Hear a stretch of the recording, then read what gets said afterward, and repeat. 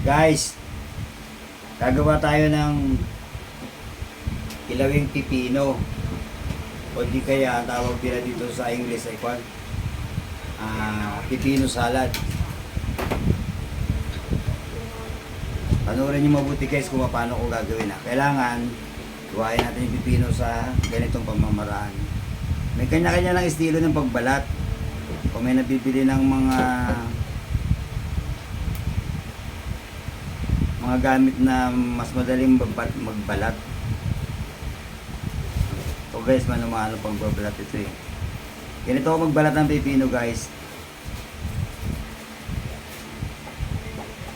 Ito yung mga ingredients ko. May sibuyas, kamatis, sili, asin, suka, paminta, tsaka itong mayonnaise.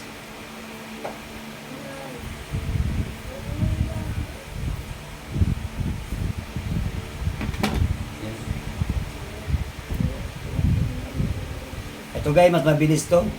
Matagal pag kutsilyo eh.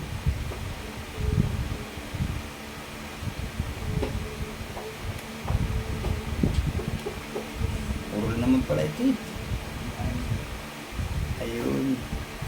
Hindi ako marunong gumamit ito guys. Mano-mano lang ako eh.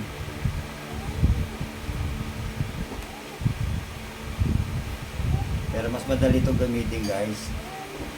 Mas komportable ka, hindi ka masugat.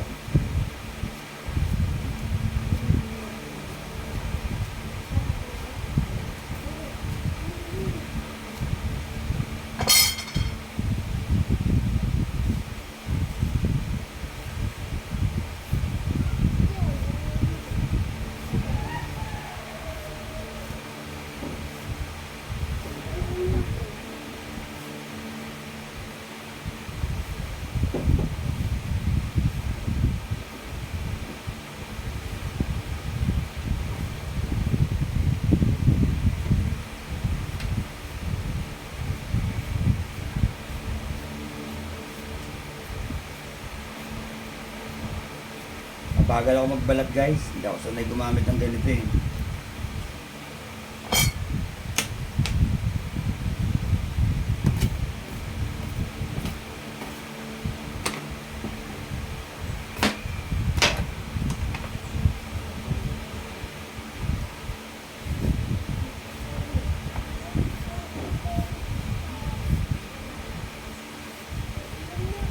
Ang pipino guys ay isang masustansyang pagkain. Mayaman ito sa tubig para pag ikaw ay natutuyuan ng tubig sa katawan, maigi ito. Ikaw ay high blood, mataas ang iyong blood sugar, magaling to guys. Alam niyo ba guys, kung susunod lang tayo sa mga utos ng Diyos sa Biblia patungkol sa mga pagkain, maaaring humaba ang buhay natin guys eh.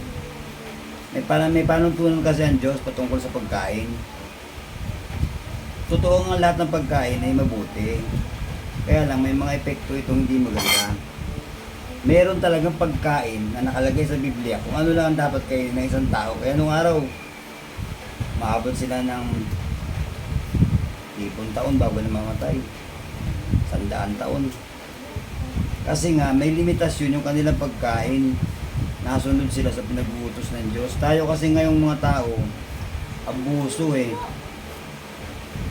Lahat ng bagay na pwedeng kainin, kahit hindi naman dapat kainin, kinakain natin. Yun ang nagiging dahilan guys, kung bakit umiikli ang buhay ng tao at marami silang mga karamdaman. Ang pamamaraan ito guys, ay luma na ito eh.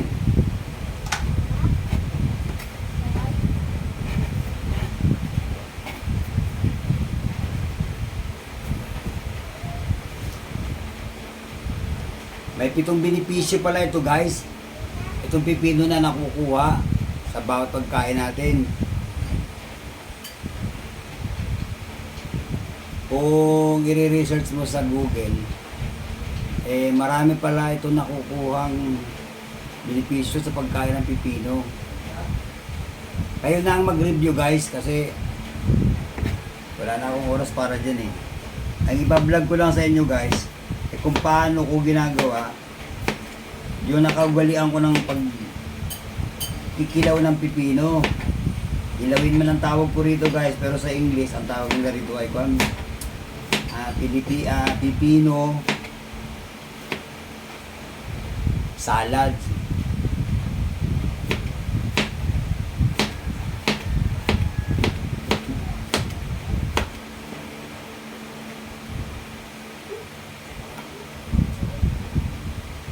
Ito napakasimple pamamaraan ko guys na ginagawa ko regular. Pag panahon ng pipino doon sa amin sa probinsya sa Batangas, may mga halaman kasi ako nito eh. Tatanim ako nito. Ganito ang ginagawa ko.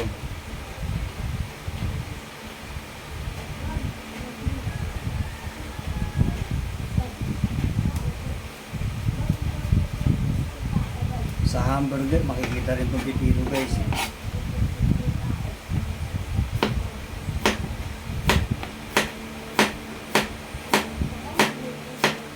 Kailangan hindi makapal, hindi rin manipis ang paghiwa nyo para may katamtamang lasa. Pag sumobra kayo sa kapal, nawawala na yung lasa ng pipino kasi hindi tatulad yung mga ingredients na ilalagay natin mamaya. Kaya tama lang yung paghiwa. Pero depende sa inyo kung saan kayo nagugusto ba, sa makapal o sa manipis na paghiwa. Pero ako guys, ang hiwa ko manipis lang. Hindi naman manipis, hindi makapal, ganito lang. So, regular. Ganito lang siya. Yan.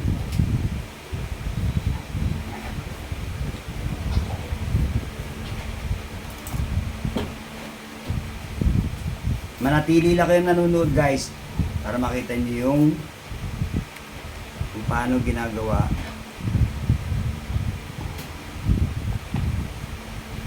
ang pag-ilaw ng pipino.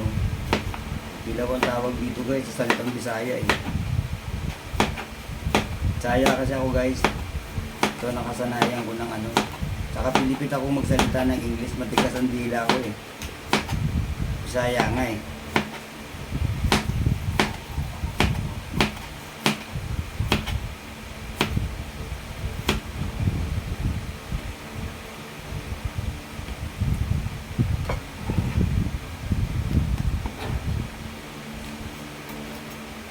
Napakasarap nito guys.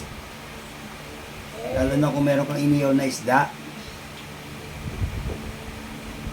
Sa iba din na nila ito itinatapon. Sayang eh. Laman tiyan din yan. Bali 2 pipino itong gagawin natin. Ilawin. Pwede kayong gumamit ng suka. Pagpalasa. Pwede rin kayong gumamit ng mayonnaise. Depende sa paglasang gusto nyo. Ako pwede akong mag-mayonnaise, pwede rin akong suka lang. Pero mas masarap ang mayonnaise kasi may natural na timpla na yun eh. Saka kompleto na yun sa mga pampalasa. Tingnan nyo mabuti guys, tapos na natin mahiwa yung pipino. Ang isusunod natin guys, hihiwain ito. Sibuyas to guys, kalahati lang. Sibuyas na puti. Pwede rin kayong gumamit ng sibuyas na pula. Kung saan kayo nasasarap ang panlasa. Alisin natin yung balat niya sa ibabaw kasi makulat ito eh. Ang paghiwa ng sibuyas guys, eh depende rin sa inyo. Iba-ibang style ba? Eh kung gusto mo yung makapal, o ganito ako maghiwa guys ng sibuyas pag nilalagay ko sa pipino. Kasi ang sibuyas guys, meron din siyang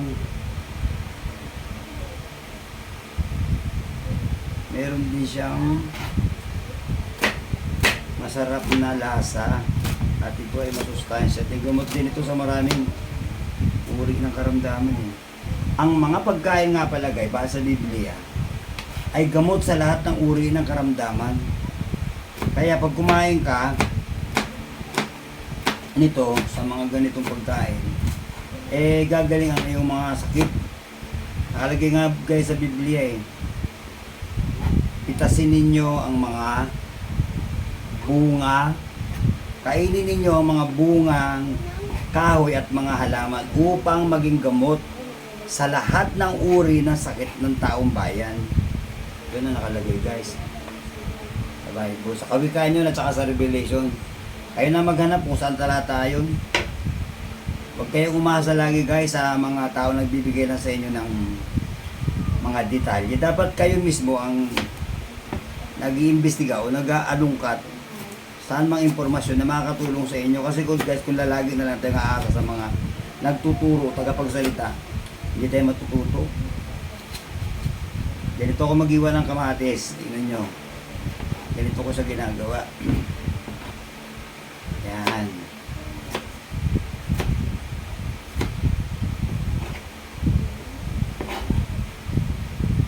Ilagay na natin yung kamatis guys.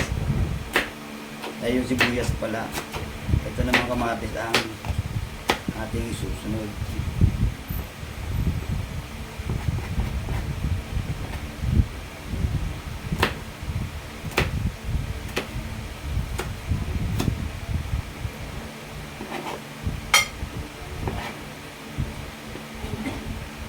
Yan natin lahat yun guys. Pwede kayo magsili. Pwede rin hindi. Nasa sa inyo na. May dalawang klase ng sili ito guys. Sampul at saka isang siling verde. Kaya lang, isa lang ilalagay ko kasi may mga bata eh. Baka hindi sila makakain pag nasobrahan sa anghang.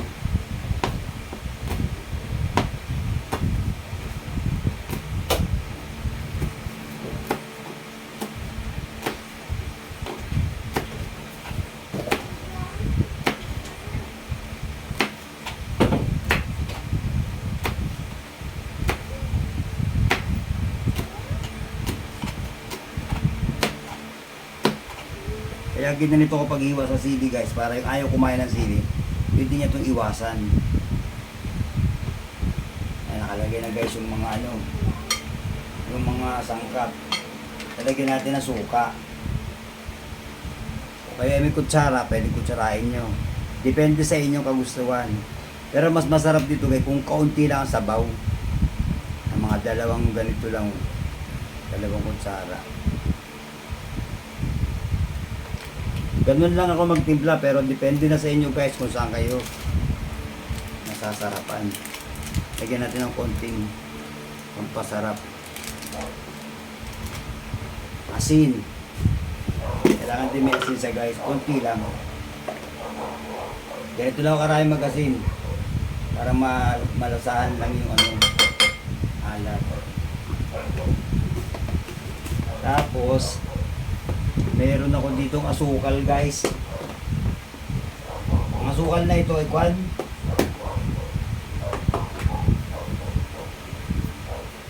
Sinaunang asukal to yung gawa sa ano? Gawa sa tubo na hindi masyadong ano, kaya ganito siya o ito. Yan ng konti guys yung palasa. Para magsama yung alat, anghang at tamis. Tapos lagyan natin ng mayonnaise. So guys, may mayonnaise. Tatlo kutsara, 4 na kutsara. Depende sa gusto nyo guys kung saan kayo masasarapan. Ako nilalagay ko lang yung gusto ko sa panlasa. Pero napakasarap nitong kainin guys. Ito, meron tayong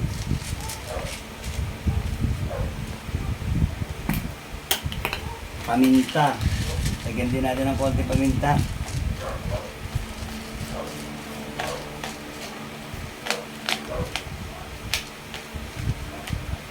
Hirap palabasin ng paminta guys.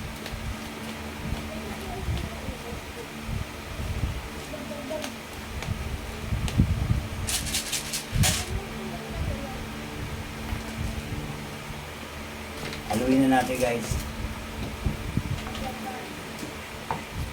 Pagkahalo, ito guys hindi ito pwedeng ilagay sa rep. Lalambot kasi ito eh. Kaya dapat pag nagawa mo na itong kilawing ito, o yung insiladang ito, o salad, pipino, Eh, hindi pwede itong i-stack sa rep o ilagay sa isang tabi. Kailangan maubos agad kainin kasi lumalambot ang pipino guys. At nawawala na yung natural niyang lasa. Kinakain dapat talaga ito ng sariwa.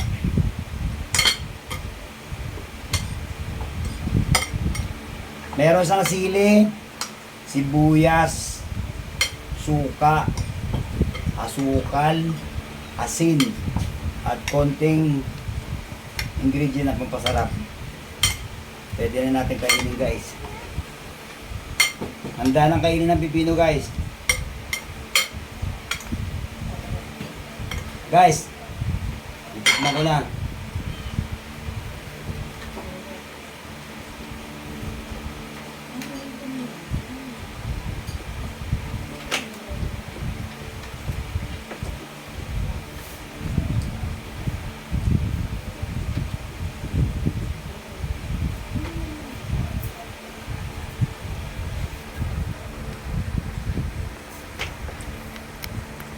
Guys, ito na bali yung pipinong ginawa ko. Napakasarap kayo na salad. Guys, oh. Kain tayo.